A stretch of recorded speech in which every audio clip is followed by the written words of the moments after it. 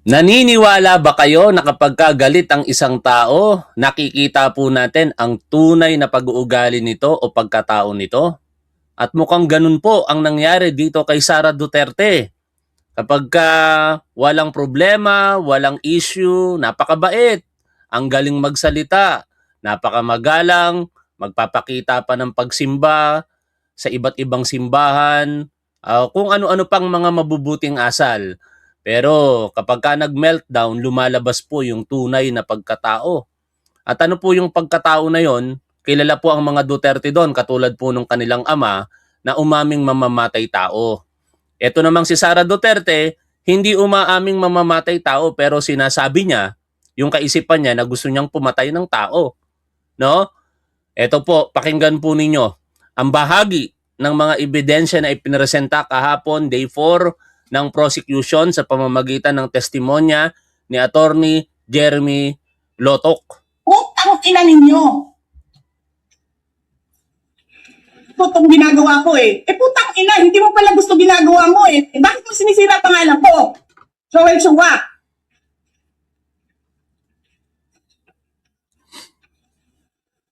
He did not know what he was talking about. But so incompetent. Or he was lying through his teeth to get the votes of people. Ang ina ninyong lahat. Martin Romualdez, Lisa Marcos, Bongbong Marcos. Grabe, no? Ang lupit. Pet Malu. Yan ang gustong maging presidente ng mga DDS. Tapos kami yung nagsisinungaling. Nagpipigil ako eh.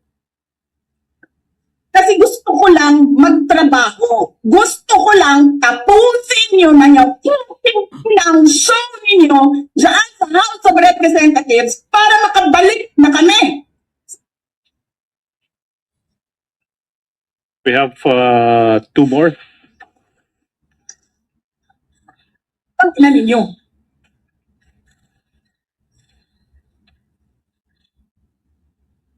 Martin.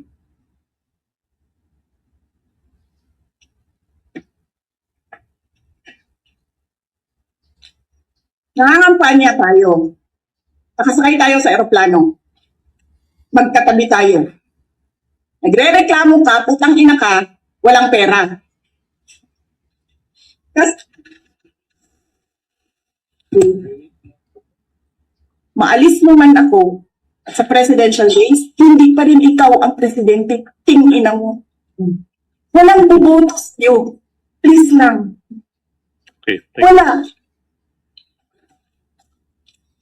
So, Your Honor, Grabe, no, mga tol? Yan yung pangarap ng mga Duterte supporter na maging presidente natin mula 2028. Wag naman po sana. Pero bago natin ipagpatuloy ang usaping impeachment, balikan muna natin ang napakagandang pangyayari kahapon. Ito po yung pag-welcome sa ating tennis star na si Alex Ayala. Sabi niya, lubos kong ipinagmamalaki ang pagiging Pilipino. Bahagi po yan ng kanyang talumpati kahapon sa Malacanang. Panoorin, pakinggan po natin siya mga tol. Isingit muna natin ito. Magandang gabi po sa inyo lahat.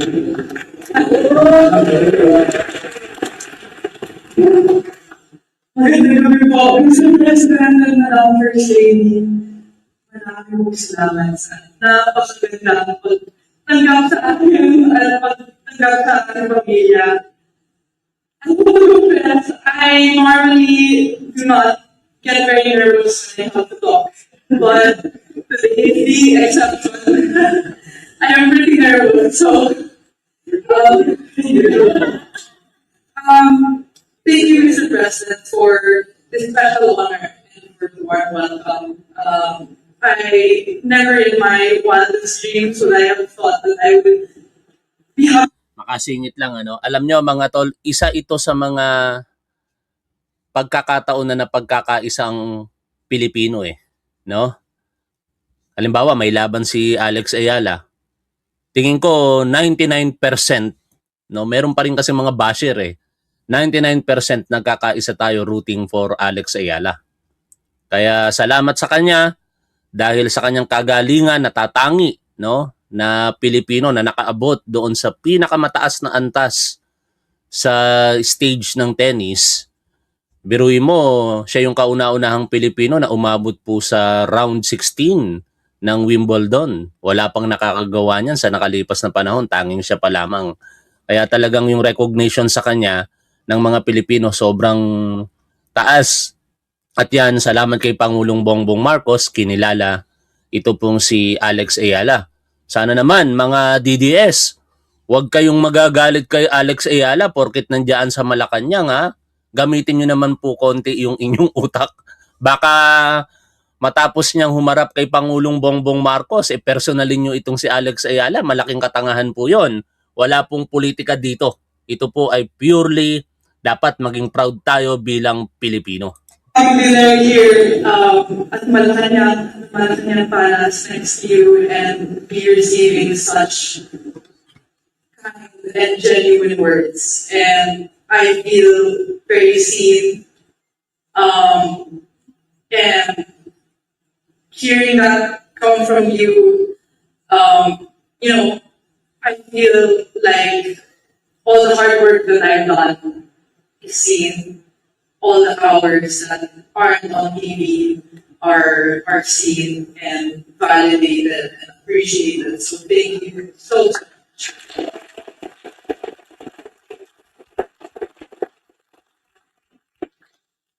I'm so grateful for this recognition. I'm so grateful to be in a room filled with amazing people. It's so humbling to be in the presence of all of you. I'm so grateful that I'm able to share my talents, most especially my recent run at Wimbledon with the family. Sabi nga natin, tagumpay ito natin lahat. I cannot begin to describe how overjoyed I am to see how my progress has been received by the Filipino people. And it warms my heart because I know that it comes from a profound and shared love for our nation. With that being said, lubos kong ipinagmamalaki ang pagiging Pilipino.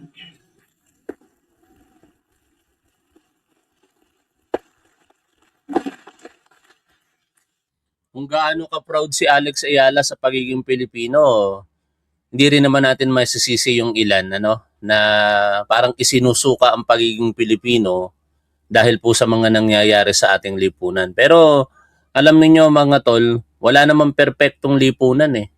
No? Kaya sana sa puntong ito nakikiusap ang publiko sa mga basher. Huwag niyo pong i-bash si Alex Ayala. Meron ako nakikita sa mga comment section eh. Grabe talaga. Napakagandang pagkakataon ito para magkaisa tayo sa larangan ng sports, pero nahahaluan pa rin ng politika. Kaya tuloy natapi ko rin ito. Hindi para magbigay pa ng division, kung hindi manawagan sana sa mga kapwa natin Pilipino na kapag ka sa mga ganitong usapin, katulad ng mga nadidinig natin kay Alex Ayala, dapat hindi tayo nagkakabahagi-bahagi. No? I-set aside natin ang politika sa sports. I carry the flag with me wherever I go. And I am a firm believer that where you come from is a big part of who you are. So, like you said, Mr. President, I do my best to represent the best of our country on and off the board. Because I'm really proud. And it comes from a genuine place of love. So, I promise that I will continue to represent the Philippines in the best way that I possibly can. Yun, maraming salamat sa iyo, Alex Ayala. Ngayon, punta na tayo sa politika. Ito nga po yung nangyari kahapon. Bahagi po ng naging testimonya during direct examination, ito pong si Attorney Jeremy Lotok, ang ngayon ay Regional Director ng NBI BARMM, na nung mga panahong iniimbestigahan ang pagbabanta nitong si Sara Duterte sa buhay ng ating Pangulo, ng unang ginang at ng dating speaker, ay siya namang pinuno ng Cybercrime Division ng NBI. Sabi niya po kahapon, those utterances have a tendency to stir up the people, to go against the government, have a tendency to disturb the public peace of the community, and have a tendency to undermine public safety and public order. At tama po siya dyan mga tol, sapagkat it follows nung magsalita si Sara Duterte ng mga ganong kataga, grabe yung mga supporter niya, lalong lumakas yung kanilang pagnanais na matanggal si Pangulong Bongbong Marcos sa pwesto nito at sa mga kaparaan ng ginawa nila. Marami illegal, no? Nagdarao sila ng kanilang mga kaliwat kanang protesta ng walang permit. Tapos mananawagan po sila sa harapan ng publiko ng sumasaklaw sa karapatan ng iba. Yun ang problema. Yung kalayaan po natin sa pamamahayag at sa pagtitipon, kapag ka ito po nagbabiolate sa karapatan ng iba, natatapos na po doon yun. Mananawagan kayo ng pagbibitiw ng ating Pangulo, mandadamay kayo ng ibang mga personalidad, sisiraan ninyo ang reputasyon ng iba. Ang pinakamagandang halimbawa niyan ay itong mga napagkasuhan na. Si former Congressman Kiko Barsaga, isang magandang halimbawa po niyan, na akala niya absolute ang kalayaan sa pamamahayag, pati yung pribadong individual, ngunit pinakamayamang Pilipino sa Pilipinas, dinamay pa. Yun tuloy, sinampahan siya ng multiple counts of cyber libel. At kahapon lamang, although in a separate live streaming, pag ginanahan tayo mamaya, tatalakayin natin yung kasong kinakaharap naman ngayon na meron ng warrant of arrest nitong si Atty. Levito Baligod at ng mga Marites. Pero parang sa palagay ko wala nang kwenta ang mga taong iyan Kaya pagka sinipag lang tayo mamaya in a separate live streaming, talakayin po natin yan. I just want to focus muna dito sa impeachment ni Sara Duterte na ngayong araw po na ito, ikalimang araw na po. At continuation po ito ng naputol na cross-examination kahapon ng depensa. Sabi nga po ng defense lawyer na si Atty. Binluan, halfway pa lamang, grabe. No, paulit-ulit ang tanong. Alam naman natin kung ano na yung gusto nilang ipunto. Gusto nilang ipunto na magkaroon ng pagduruda sa ginawang investigasyon ng NBI. Pero ang pinaka dapat kasing pinag-uusapan, may ginawa ba si Sara Duterte na pagbabanta? At ang sagot po doon, maliwanag pa sa sikat ng araw kapag tanghaling tapat, ay meron. Balikan natin ang mga pangyayari kahapon sa pamamagitan po ng mga balita po na ito. Sa pagpapatuloy ng impeachment trial ni Vice President Sara Duterte, pinagtibay ng ikalawang testigo ng prosekusyon ang alegasyong pinagbantaan daw ng bise ang buhay ni Pangulong Bongbong Marcos at ng kanyang pamilya. Yan ang piniga ng prosekusyon mula kay NBI Farm Regional Director Attorney Jeremy Lotok sa pagsalang niya sa witness stand kanina. Si Lotok ang hepe ng NBI Cybercrime Division na nagsagawa ng investigasyon sa mga press conference si VP Sara noon pong 2024. Sa nasabing video conference, nagbanta umano ang bise laban kina Pangulong Marcos, First Lady Liza Marcos at dating House Speaker Martin Romualdez. Ang sabi ng prosekusyon na pag-alaman ng NBI na totoo at seryoso ang pagbabanta ng VP Sara. Pakinggan po natin ang pahayag ni Lotok. The utterances made by the Vice President was serious and the threat was real and actual, sir. Seryoso tsaka totoong pagbabanta. Now, what made you say that?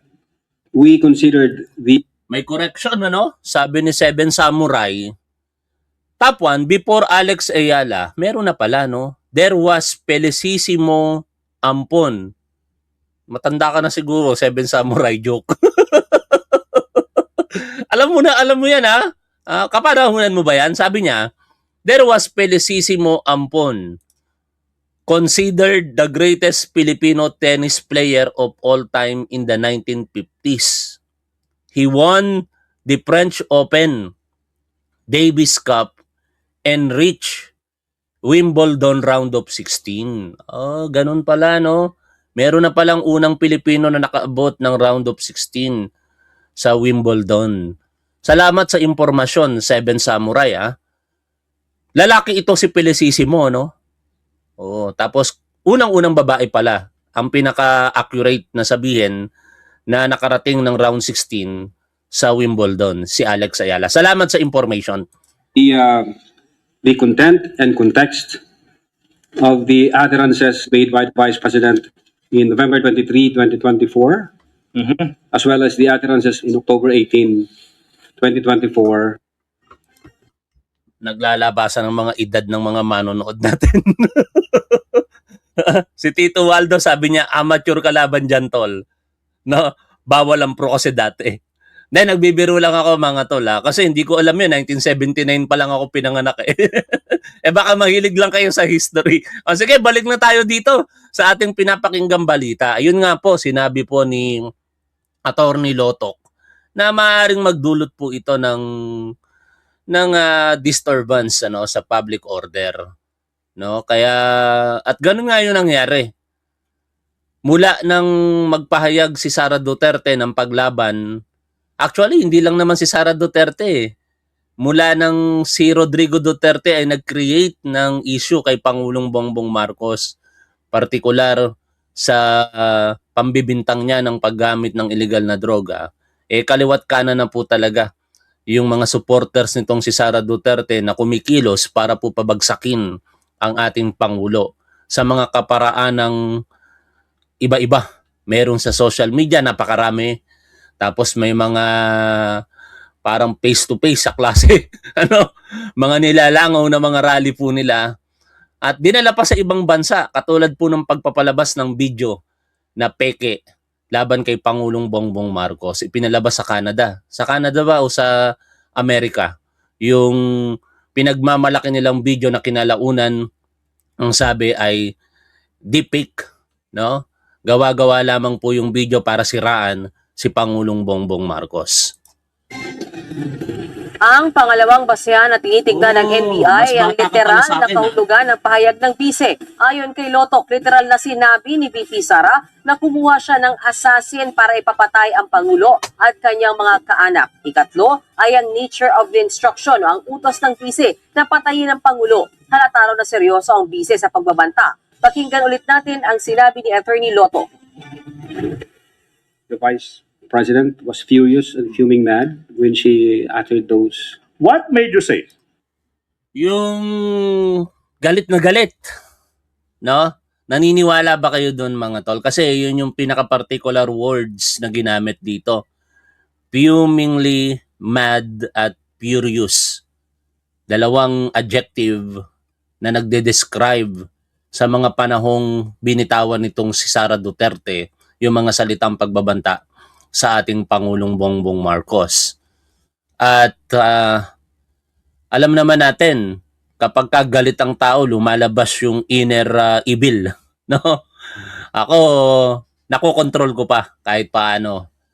Nung mga panahon na mainitin pa talaga lagi ang ulo ko, grabe. Parang gusto kong sa isipan kong manakit ng tao eh. Pero eventually nakokontrol ko. Ito si Sara Duterte, mukhang hiba eh. No? Kasi alam nyo mga tol, pagkatapos ng outburst ng emotion, nangyari sa akin yan dito mismo sa harapan ng camera eh. Sa mga panahong kulaong times, yung Norman Mangusin o nagpapakilalang Francis Leo Marcos, di bumitiw ako ng suporta doon dahil feeling ko lukuhan talaga. Ngayon, yung ibang mga tagahanga niya hindi matanggap. Palihim pa rin akong binanatan. Nananahimik na ako, di ko na nga binanatan si Norman Mangusin, nananahimik na ako, ginulo pa ako. Dinadamay pa ako sa issue ng pera. Ayoko nang ganun. Nagalit ako. Pinagmumura ko talaga sa harapan ng camera. Yung isang vlogger na DDS, yung Jojo de Guzman, galit na galit ako. Tapos, after that, nahimasmasan ako. No? Yung video ko mismo, ako mismo nag-delete, humingi ako ng patawad sa mga manonood ko, tapos kinontrol ko sarili ko. Si Sara Duterte hindi ganon. Nagpa-interview pa ito. 'Di ba? After that meltdown nung November 23, 2024, ay kinonfirm niya pa yan sa mga series of interviews sa kanya. Walang pagsisisi. Walang remorse. Kaya makikita nyo talaga doon yung pagkatao nitong si Sara Duterte kapag galit na galit. At nakita rin naman natin yan noong 2011 nung siya'y nagalit. Halika rito, sir. No? Paglapit nung sheriff na turingang tinawag niyang sir, pinagsasapak. Oh, basag yung pagmumukha ng tao. Kawawa naman yung sheriff ngayon, mukhang natatakot humarap sa impeachment trial bilang testigo kasi para sa kanya wag na daw siyang idamay sa politika. Pero malamang sa malamang umiiwas sa maaaring ganti, no, kung sakasakali ng mga Duterte laban sa kanya. O ituloy po natin ang pakikinig dito po sa balita. Na yung Vice Presidente was both furious, and fumingly mad. Well, nakita ho namin dun sa video nung niran ho namin, Your Honor, if I'm not mistaken, I think more or less 8 beses ho siyang galit na galit at nagmumura at minumura yung presidente, si First Lady, and then si former Speaker of the House. Sir. Samantala, ginitilotok na hindi matuturing na sakop ng freedom of speech ang binitawang pagbabanta umano ni VP Sara sa buhay ni PBBM. Ayon kay Lotok, lumabas sa kanilang investigasyon na hindi makukonsidera ang laman at konteksto ng pahayag ni VP Sara bilang freedom of expression lamang. Hinirap na protektahan ng freedom of speech ang mga pahayag na may elemento ng criminal offense, gaya po ng grave threat at ang inciting to sedition. Nato ang paliwanag yan ni Lotok. When the second highest official of the land openly and publicly uttered that she had already contracted a person to kill, the highest official of the land, she instructed the person to be relentless in killing them. We failed to see any amount of freedom of speech in that utterance, Your Honor. That's number one. Number two, we talk to ourselves. If we allow the argument that it is within the bounds of freedom of speech, to imagine, Your Honor, the anarchy, the disorder, and the chaos it would bring to our country. Kung gustong nitong mga Duterte supporters na paniwalain ng publiko na yan ay bahagi ng malayang pamamahayag o ekspresyon, nako, kagulo na rito mga tol. No? Baka araw-arawin na rin ni Top 1 na murahin ng mga Duterte, pagbantaan ng mga ito, at sasabihin ko lamang sa huli kapag ka mamamatay ako o kapag ka mapatay ako. Ganun na lamang ang magiging kondisyon. Kaya napaka babaw na argumento no? At bagamat hindi ako abogado, sasabihin kong napaka kabubuhan bilang isang abogado na sabihin mong bahagi lamang ito ng kalayaan mo sa pagpapahayag. Bakit ganun ang gustong sabihin ng depensa? Kasi hindi nila maitatanggi. Talagang yung pangyayari, obvious Saan ka naman makakakita na Vice Presidente magla-livestream, 2 oras ang haba nito, tapos ipagmamalaki pa sa kanyang kausap sa pamamagitan kasi ng sulusol nung Princess Maui na wag kang mag-alala ma'am, may kinausap na akong tao na kapag daw siya'y namatay, patayin mo si BBM, Liza Marcos, Martin Romualdez at pinagdiinan pa. No joke. No joke. O, di ba? Kaya pagka yun ang ipipilit nilang paniwalain sa publiko, wala na. Buti na lamang tayong mga nag-iisip ng tama, hindi tayo naniniwala sa mga yon. Kasi yung mga tatanga-tangang Duterte supporters naniniwala. Kaya kung ano-ano ngayon ang pinagsasasabi sa comment sections ng iba't ibang mga balita, lalong-lalo na kapag ang balita ay tumutukoy sa ating Pangulo. Marami nang naimbestigahan ng NBI. Kasi yung mga DDS, pinagbabantaan ng Pangulo dun sa comment section. Oh. Ganon yung idinudulot na sitwasyon. At katangahan yun. No? Bakit katangahan? Alam mong bawal. Alam mong ang kalayaan mo merong limitasyon. Pero dahil sinabi ng isang Duterte at ina-amplify ng mga Duterte vloggers, naniniwala ka ngayon. Tapos sa huli, iiyak-iyak kayo pag nakasuhan. Sa huli, magdi-delete kayo ng mga post ninyo. Katulad ng pinagagagawa ng mga tangang nagpa-photocopy ng pera para lamang asarin itong si Attorney Amando Ligutan. Hindi nag-iisip, mga tol. Ganong katanga itong mga DDS. Freedom of speech protects lawful expression, but it does not protect utterances that satisfies the elements of a criminal offense, like this one. Natanong nga ni Senator Judge Alan Peter Cayetano kay Attorney Lotto kung sino sa tingin niya ang tinutukoy ni Vice President Sara Duterte na gustong magpapatay sa kanya sa ilalim ng Oplan Romanov. Pero kahit paulit-ulit ang tanong ng Senator Judge, tumangging sumagot ang testigo dahil anya, wala silang valid information. Ito si Alan Peter Cayetano. Obvious na obvious ang lawyering sa depense, no? Kay Sara Duterte. Naturingang Senator Judge gustong palabasin na ang nagbanta sa buhay ni Sara Duterte ay yung mga pinagbibintangan ni Sara Duterte. Hindi naman tanga yung kausap mo, Alan Peter Cayetano. Lawyer din yan na katulad mo. Investigador yan. Malayong malayo sa'yo. No?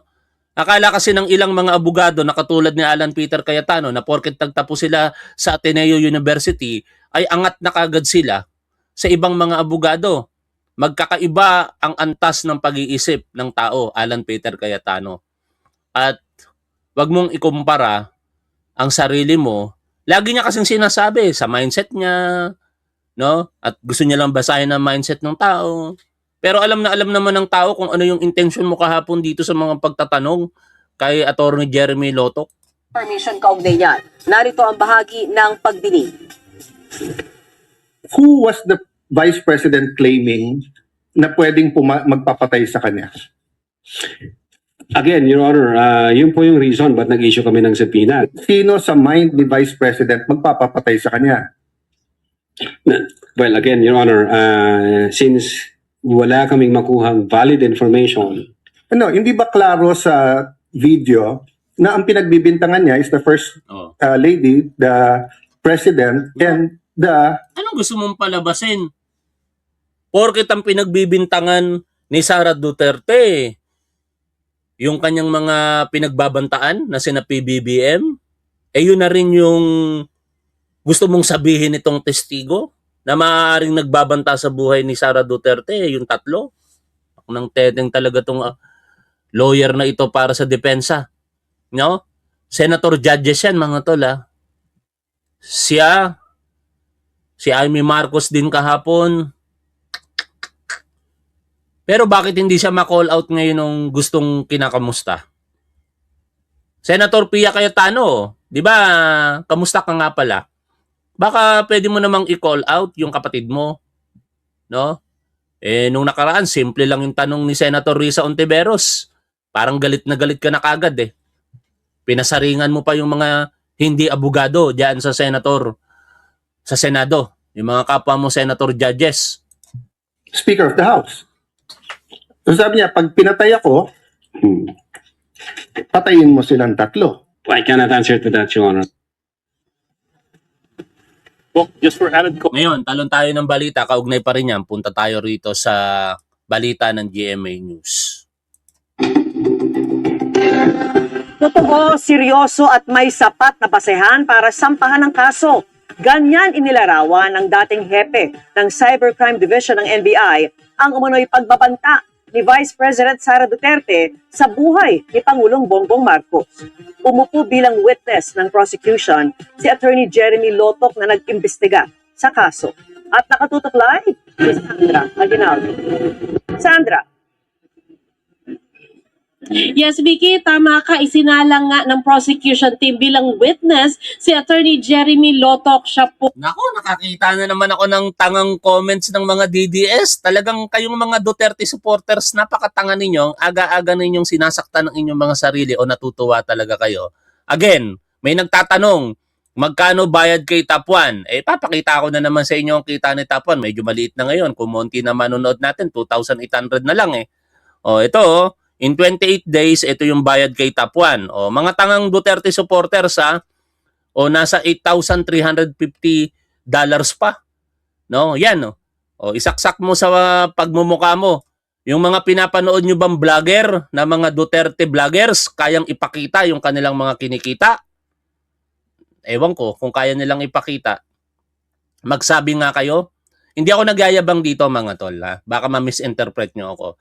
Nagiging transparent lang ako sa inyo dahil laging sinasabihan si Top 1 ng mga bayarang vlogger daw ako, no? Eh, totoo naman. Inaamin kong bayaran ako. Ayan, no? Bayad sa akin ng YouTube $8,350 at hindi ako natatakot at kinakahiyang ipakita yan sapagkat naniniwala ako na walang mali sa ginagawa ko. Hindi kayang ipakita ng ilang mga vloggers yan o maraming mga vloggers dahil wala sila nito. Nakikita nyo ba ito? Wala sila nito. BIR registration, compliance sa tax,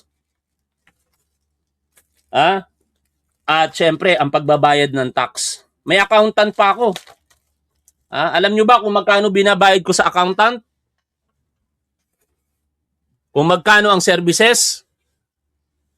Baka kulang pa yung ibinabayad sa inyo bilang trolls. Mga tatanga-tangang Duterte supporters. No? Nadagdagan na naman yung minuto ng live stream natin. Uulitin ko sa inyo. Itanong ninyo sa mga pinapanood nyong DDS vlogger kung kaya nilang ipakita ang kinikita nila. Bakit ko sinasabi yan?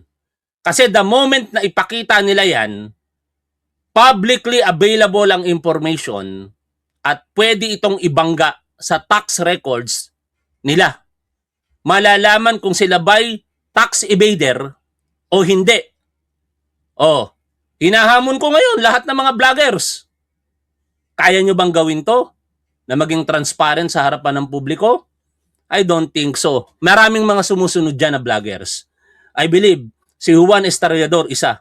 Sa kanya ako, sa totoo lang, na inspire, na sumunod, no? Bilang vlogger. Kasi nakita ko once sa post ni Juan Estrellador, mabanggit ko lamang siya, nagko-comply talaga siya sa tax. No? Kaya hinahangaan ko yung tao na yon when it comes to tax payment. No? O kayo, mga tatanga-tangang DDS, lahat naman tayo nagbabayad ng buwis. Huwag kayong mag-alala. Hindi ko sasabihin hindi kayo nagbabayad ng buwis. Ang problema lamang, yung binabayad ba sa inyong pang-trolls? Kasi di ako naniniwala na hindi kayo mga bayaran eh. Yung mga nanonood na DDS dito sa atin, na paulit-ulit na nagko-comment, katulad nitong isa na to, di ako naniniwalang ito ay kusang loob mong ginagawa.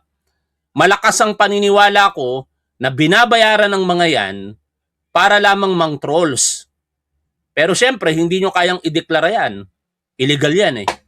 No? O ngayon, balik po tayo dito. Nadagdagan ng 4 minutes yung ating live stream. Salamat sa katangahan ninyo mga DDS ha.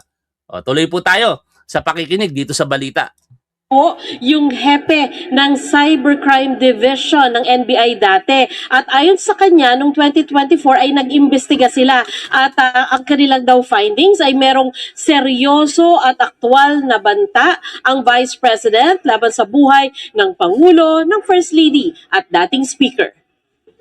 You, Jeremy C. Lotok. I, Jeremy C. Lotok. Ang pangalawang witness ng prosecution sa impeachment trial ni Vice President Sara Duterte, si Attorney Jeremy Lotok, ang dating hepe ng Cybercrime Division ng National Bureau of Investigation. Bilang investigador, sinabi ni Lotok na ang mga binitawang salita ng bise na nangontrata na siya ng assassin para patayin ang Pangulo, ang First Lady at ang nooy nakaupong Speaker ay seryoso at ang banta raw ay totoo. To me, the chief investigator at that time, the utterances made by the Vice President was serious, and the threat was real and actual, sir. It Mr. was- Witness, if I may intercede, counsel, is this contained in your investigation report? Yes, sir. What made you say that? Na yung pagbabanta ng Vice Presidente ay both seryoso at totoo. We considered several factors, Your Honor, in the analysis. Number one, the delivery or manner in which the utterances were spoken. That's one. Number two, the literal meaning of the statement, Your Honor. Number three, the nature of the instruction, and number four, the relationship between the parties. The Vice President was furious and fuming mad. Nakita ho namin dun sa video nung niran ho namin, Your Honor, if I'm not mistaken, I think more or less 8 beses po siyang galit na galit, nagmumura at minumura yung Presidente, si First Lady, and then si former Speaker of the House, sir. Sabi pa ni Loto, para sa kanya, disturbing o nakababahala ang mga pahayag ni Vice President Duterte. From the point of view of law enforcement agency like the NBI, it's alarming for us. Ba't mo nasabing nakaka-alarma yung sinabi ng Vice Presidente na yung instruction na huwag kang titigil hanggat hindi mo napapatay ang Pangulo, ang unang ginang, at ang former Speaker ng House of Representatives. Ba't mahalaga? Ba't alarming yan? Well, Your Honor, pwede hong mag-take advantage yung ibang grupo dyan, ibang individual. God forbid may mangyari sa Vice Presidente for one reason or the other. Mati-trigger ho ngayon yung instruction. Nako, may nagsend na naman ng super sticker. Imelda Wamil Tolentino, matagal nang manonood natin ito, no? Si Mami Imelda Wamil Tolentino, isa ito sa mga nanay-nanayan ko dito sa social media. Sina Nanay Survivor 379, syempre, ang malapit na naming makitang muli, makasama by Saturday. Baka wala tayo masyadong live stream sapagkat susunduin namin si Mami Best Friend. Oh, salamat po sa inyo. No need to send super chat mga tol, ha? No, pero ganun pa man, send nyo na eh. Salamat kay Imelda Wamil Tolentino. Maraming salamat po. No need to send super chat. Makita ko lamang kayong nagko-comment dyan mga tol. May malaking bagay na po yan sa ginagawa po natin dito. Yung panonood ninyo lagi, maraming salamat sa patuloy na suporta. At isingit ko na lamang muli, meron po tayong raffle sa July 30. July 30, 2026, alas 8 po ng gabi. Ang total po na ipapamahagi natin ay 20,000 pesos. May mga makakasama pa dyan na t-shirt ni Top 1 para sa mga hindi kayang mag-avail bumili ng t-shirt, magpaparapol din po tayo. Pero kung kaya nyo pong bumili, salamat po sa suporta. Baka until this week na lamang po kami magpa-order kasi by the end of this week, 1 week production, July 31 kasi isi-ship yung mga t-shirt. Kaya humabol na po kayo, no? Pero kung hindi nyo po kayang bumili, sana manalo po kayo sa raffle. Salamat din sa mga hindi ko napapangalan ng donors. May mga nag-donate ng, nagugulat ako, gusto nilang bumili ng t-shirt pero ipamahagi daw ni Top 1. Saka doon sa nag-super chat na si Phil-Am. No? Kaya a total of 20 t-shirts ang ipaparapol din natin. O, di ba? Sana manalo po kayo. Pero hindi tayo matatapos pagka patuloy ako nagnegosyo dito. Kaya balik po tayo dito po sa ating pinag-uusapang balita. Action. And then, papatayin ngayon yung, God forbid again, ang Presidente, Lisa Marcos, ang former Speaker. And, in fact, even yung triggering na phase na yon, pwedeng mag-take advantage doon yung ibang grupo, thinking na pag in-assassinate natin ang tatlo, ang sisisihin ang Vice Presidente. So marami hong angulo, Your Honor, para ho sa amin sa law enforcement. Medyo magiging... Merong, lilinawin ko lang mga tol, pasensya na po talaga, hindi po pre-shipping yon. iso-shoulder nyo po ang shipping fee. No? Kasi mga tol, yung halagang 550 pesos, kikita lamang si top wife doon na more or less 90 pesos to 100. Depende sa effort pa.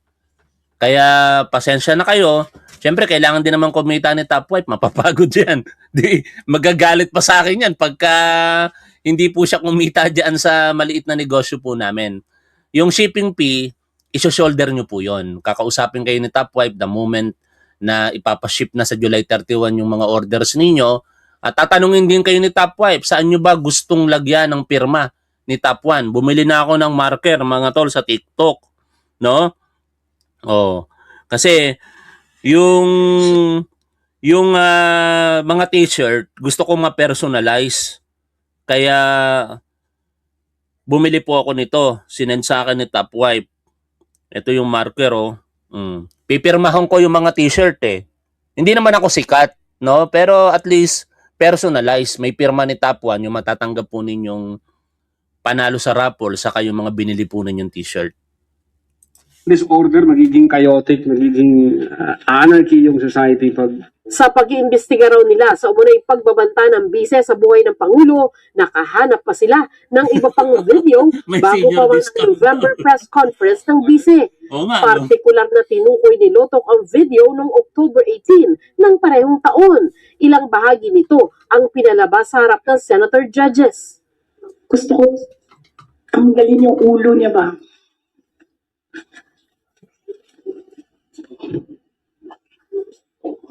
I realized toxic na yung relationship. Imagine myself cutting his head. Singit lang ako mga tol, may mga nagtatanong kasi. Yung premium cotton, di ko pa po nakikita pero darating ngayon. May in-order po akong premium cotton para masuot ko mamaya. At maganda na yung regular cotton eh. Ang sa akin nga, dapat ang bilhin nyo regular cotton, maganda na eh. Pero may premium cotton mamaya. Paano bumili? Nasa pin comments po ng Facebook yung link ng Top 1 merch.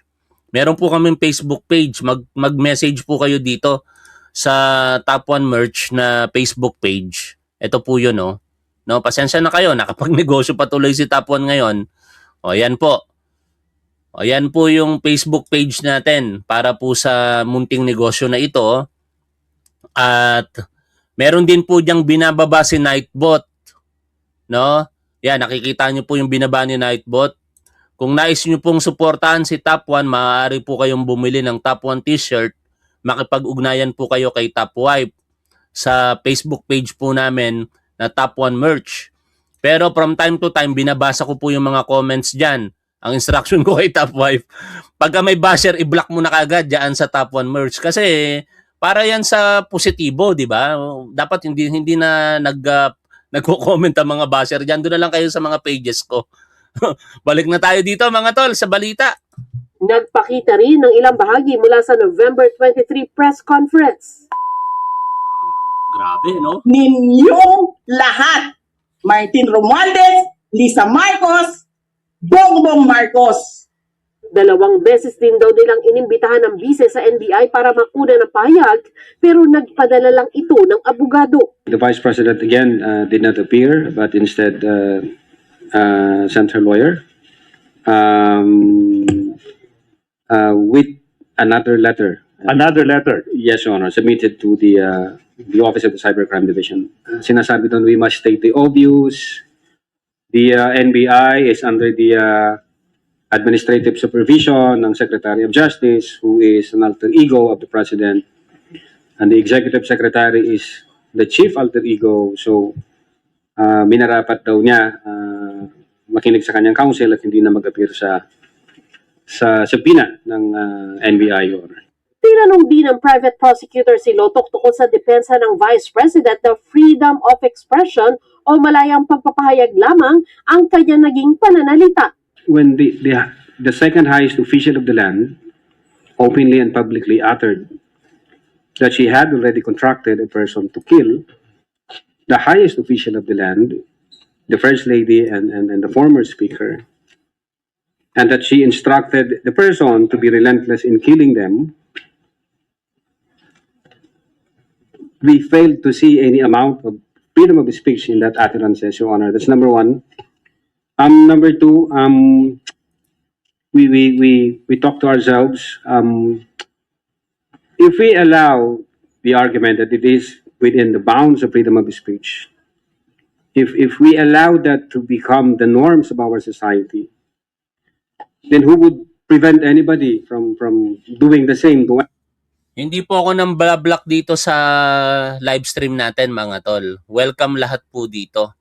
Instead na basahin nyo po yung comment section, mag-focus po kayo sa napapakinggan po natin. Kasi kung babasahin nyo po yan, para lang po kayong, kung ayaw, kasi ganito yan mga tol eh.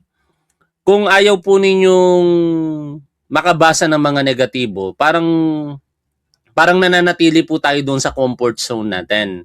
No? Mas maganda, nasa demokrasya po tayo, hayaan nyo lamang sila dyan. After all, nakakatulong po sa akin yan. No? Kung kayo po ay gustong suportahan si Top 1, magtawag pa po kayo ng mga bashers. More bashers, more views. Huwag nyo na pong pansinin. Binabasa nyo pa po kasi yung comment, kaya nasasaktan tuloy kayo. No? Huwag nyo pong basahin. Ako, binabasa ko yan. Hindi ako nasasaktan. Alam ko namang hindi totoo. Kaya tuloy lang yan. Sige lang, magpatuloy ka lamang dyan kung sino ka man. No? Magtawag ka pa ng basher. Si Honda Vega, di ko na nakikita. Kamusta na kaya siya? No? Baka ano nang nangyari kay Honda Vega. Yun yung malupit na basher ni Top 1 eh. anyone? Matatanda ang nagsampa ng reklamo ang NBI sa Justice Department na nagsagawa naman ng preliminary investigation. Sabi ni Lotok, base sa kanilang investigasyon, may sapat na batayan para masampahan ng kasong kriminal ang bise. Was there enough basis to file a criminal complaint as you did for the crimes you charged the Vice President with? Prima facie evidence only, ha? Not as to whether or not she indeed committed it or not, because only a court of justice can determine that. Yes, Your Honor. Based on our findings, we believe that the Vice President committed the crime of grave threats and inciting prosecution. Only insofar as satisfying the requirement of prima facie evidence sufficient to file a case. Prima facie evidence with reasonable certainty of conviction. Ito pinakamaganda. Nonchalant lang sa mga bashers, di ba? Huwag kayong masaktan mga tol. Huwag nyo nang pansinin yung mga bashers na yan. Kasi ano bang ine-expect ninyo sa basher? Maganda sasabihin. No? At hayaan lang natin sila dyan sa comment section kasi nakakatulong talaga sila kay Top 1. Mga tanga eh. The moment na nanonood sila kay Top 1, katulad po ninyo, nanonood kay Top 1, tinutulungan nyo si Top 1. Tuloy po natin ang pakikinig sa mga pangyayari kahapon sa day 4 ng impeachment trial. Mamaya, day 5, alas 2 po ng hapon. Susubaybayan pa rin po natin yan. May pinantrata nga bang assassin si Vice President Sara Duterte para ipapatay sina Pangulong Bongbong Marcos, First Lady Liza Araneta Marcos at dating House Speaker Martin Romualdez? Isa po yan sa mga inusisa sa nagpapatuloy na impeachment trial ng vice. At mula pa rin sa Senado, nakatutok live si Joseph Moro. Joseph. Vicky, hinanap nga ng mga senador sa ikalawang testigo ng prosekusyon. Meron ba na assassin na kinontrata itong si Vice President Sara Duterte para kay Pangulong Bongbong Marcos? Ayon kay Attorney Jeremy Lotok, alam yan maaari ng Intelligence Service ng NBI o mismong ni NBI Director Melvin Matibag. Pero sabi ng prosekusyon, meron o walang assassin, grave threats o matinding pagbabanta pa rin yan na itinuturing nila na isang impeachable offense. Yun ang dapat nating tandaan mga tol. No? Yung katotohanan na kahit walang ma-established na assassin dito o hindi maipakita yung personalidad ng sinasabing kinausap ni Sara Duterte, meron pa rin talagang pagbabanta. No? Wala yung pinagkaiba sa mga sitwasyon na papatayin kita, 'di ba? O kaya ipapapatay kita. Kailangan bang ma-establish na meron akong taong kinausap para doon sa pagbabanta na yon at ako'y dapat makasuhan? Hindi. 'Di ba? Hindi kinakailangan na malaman pa kung sino yung inutusan mong papatay doon sa tinatakot mong tao. Sapat na yung mga nagmutawi sa iyong mga labi. At yung depensa nilang conditional threat, hindi po totoo yun. No? The moment na sinabi ni Sara Duterte na kanya pong pinagbabantaan ng buhay ni PBBM, ni First Lady Lisa at ni dating Speaker Martin Romualdez, para sa aking pananaw, consummated na yung grave threat. O ganun pa man, kung sa tingin nila, hindi pa rin grave threat yan, ipagpalagay natin yung diskusyon ng depensa, still, yan ay pagtataksil sa tiwala ng taong bayan na ipinagkaloob kay Sara Duterte or yung tinatawag na betrayal of public trust. Bakit? Ang ine-expect po natin sa isang vice-presidente ay masunurin sa batas. Hindi natin ine-expect sa isang vice-presidente ang mga ganyang kataga na paglabag sa batas. Samantala, lahasang sinabi ng depensa sa korte, walang kinontrata si Vice President Sara Duterte na assassin. Sabi ni NBI Regional Director Attorney Jeremy Lotok, mismo ang pananalita ni Vice President Sara Duterte ang patunay na may kinontrata na siyang assassin para patayin ng Pangulo, ang First Lady at Noise Speaker. Nakita namin, may kinausap na siya even before the press conference was held on November 23, 2024. So base sa kanyang statements, sa inyong pag-aanalitika, meron na siyang nakuusap na kinontrata. Yes, Your Honor, and we believe na hindi naman magsisinungaling ang Vice Presidente noon kasi galit na galit nga po siya. Kaya halos isa ang tanong ng mga senator judge na tumayo pagkatapos ng direct examination. Meron nga bang kinontratang tao ang bise para patayin ng Pangulo, First Lady at dating House Speaker? Tinuloy niyo ba yung investigasyon para matukoy ang taong ito? Unfortunately, wala kaming ma-establish na validated information. Tanong ni Senator Judge Tulfo, ano ang motibo ng Vice Presidente sa pagbabanta at may nakita ba ang NBI ng mga ginawa ng Vice para maisakatuparan ito? Did the investigation uncover any evidence, if there's any, that the respondent had taken steps to carry out these threats or these statements? Pero sagot ni Lotok, nakatutok sila sa pag-iimbestiga kung grave threats nga bang may tuturing ang pagbabanta ng Vice laban sa Pangulo. So far as the Cybercrime Division is concerned, we focuses on the investigation on the alleged grave threats and inciting to sedition.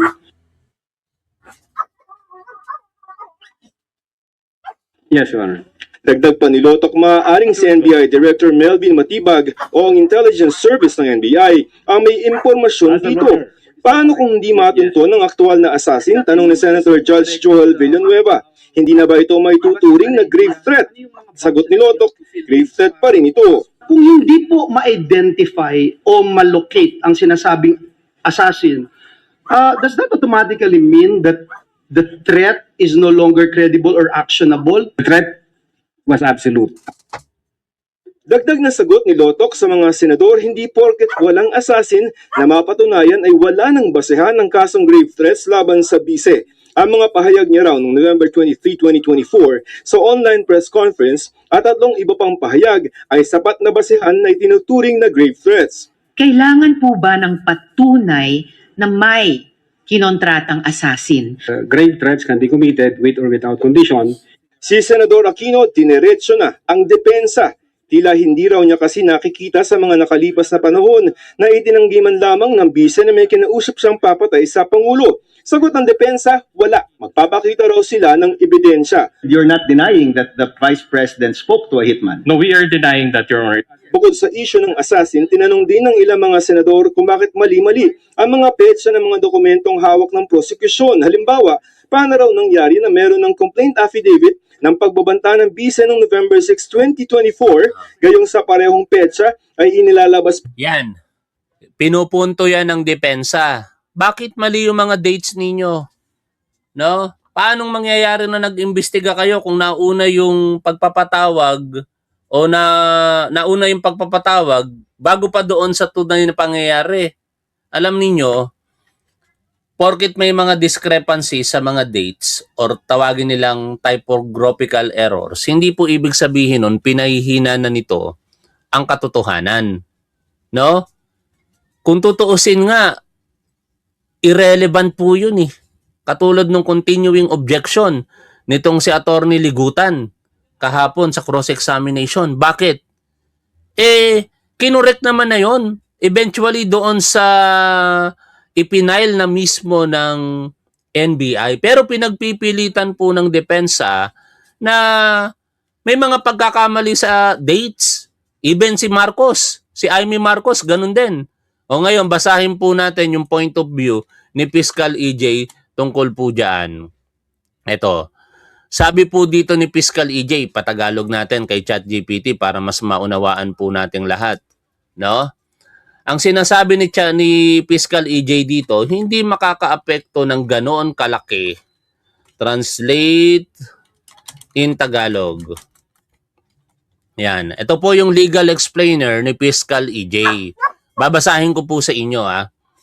Nawasak ba ng depensa ang testimonya ni Attorney Loto dahil lamang sa ilang typographical errors? Ang pagtukoy sa mga pagkakamali sa mga dokumento ay isang lehitimong estratehiya sa cross-examination. Ngunit, ang tanong, ang mga pagkakamaling iyon ba ay mahalaga o may malaking epekto sa kaso? Kung ang mga pagkakamali ay maling petsa lamang, maling designation, o iba pang clerical or typographical errors, binago ba nito ang nilalaman ng video? Binago ba nito ang mismong sinabi ng pangalawang Pangulo? Nakakaapekto ba ito sa pagiging tunay ng mga recording? Ang sagot po diyan, hindi. No? Hindi sinabi ni Fiscal EJ yun. Ang sagot po doon sa mga tanong na yun ni Fiscal EJ, hindi. Kaya in short mga tol, hindi naapektuhan nun yung integridad ng investigasyon when it comes to the actual statement nitong si Sara Duterte. Kung hindi sapat ang mga typographical error lamang upang sirain o ipawalang bisa ang ebidensya.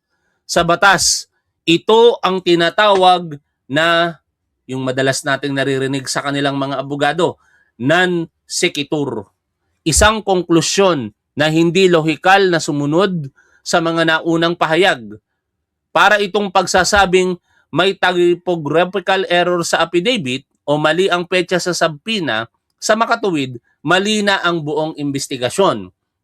Or, mas bigyan natin ng DN sa impeachment ni Sara Duterte, katulad ng sinasabi ng attorney Sison, yung babae, 32 million ang bumoto kay Sara Duterte, kaya hindi siya dapat matanggal sa pwesto. Non-sequitur po yun. Kasi hindi porke 32 million ang bumoto kay Sara Duterte, may impunity na siya sa paggawa ng mali. Maling-mali yung konklusyon na hindi mo pwedeng tanggalin ang vice presidente dahil 32 million ang bumoto sa kanya. Balik po tayo dito sa binabasa ko. Ang ganitong konklusyon ay hindi otomatikong tama. Magkaiba ang dokumentasyon at ang investigasyon. Maaaring may mga clerical o typographical errors ang isang dokumento, ngunit hindi ibig sabihin nito na mali o hindi na mapagkakatiwalaan ang isinagawang investigasyon. Maaaring makaapekto ang isang typographical error sa kredibilidad ng isang dokumento sa ilang aspeto, ngunit hindi nito otomatikong pinawawalang bisa ang mga ebidensyang napatunayan na sa ibang paraan, gaya ng pagiging tunay ng mga video at ng mga mismong pahayag ng pangalawang Pangulo. At ang worst dito mga tol, ginagamit ngayon ng depensa yung mga errors na yan sa petsa o doon sa dokumento. Ano ang essence? Ang nakikita ko, delaying tactics. Pinapatagal nila, grabe. Wala pa raw sa kalahati. Tapos mamaya magpapatuloy, kalahati pa ulit. Ano yun? Gusto yatang mangyari nitong depensa. Ang impeachment trial ni Sara Duterte umabot hanggang 2028 para makakandidato na si Sara Duterte. Ay nako, hanggang dito na lamang muna mga tol. Hindi ako nang babalato sa mga nanghihingi ng bayad sa ng balato sa bayad sa akin. Kaya wag ka nang mangarap tangang DDS na mabalatuan pa. Pero sa mga matatalino po nating manonood, may raffle po tayo sa July 30. Huwag kayong sasali mga tangang DDS para lamang yung sa mga matatalinong manonood ni Top 1. Maraming salamat. Lagi po nating tandaan kung ano ang tama at dapat doon po tayo. Keep safe. See you always. Bye for now mga tol.